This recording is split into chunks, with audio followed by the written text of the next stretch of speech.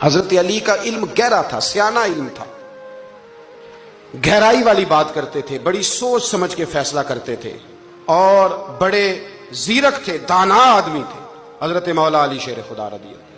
اور آپ کا فہم و فراست نرالا تھا۔ ایک شخص نے کہا جی میں نے ترس کھا کے ایک عورت سے شادی کیا، وہ بوڑھی تھی، ترس کھا کے نکاح کیا، میں جوان وہ بوڑھی ہے، پر میں قریب جاتا ہوں تو مجھے پتہ نہیں کیا ہوتا ہے،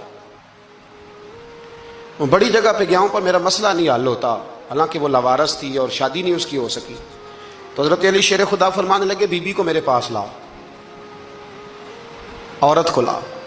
وہ لائے تو آپ فرمانے تیرا نکاح نہیں ہوا؟ کہنے لگی نہیں۔ فرمایا سوچ لے، چپ کر گئی۔ فرمایا کوئی گناہ کیا ہو؟ خاموش ہو گئی۔ کہنے لگی میں نے میرا آغاز تھا جوانی کا تو میں نے ایک ناجائز بچہ پیدا کیا، اسے پھینک دیا، آبادی میں پھینکا۔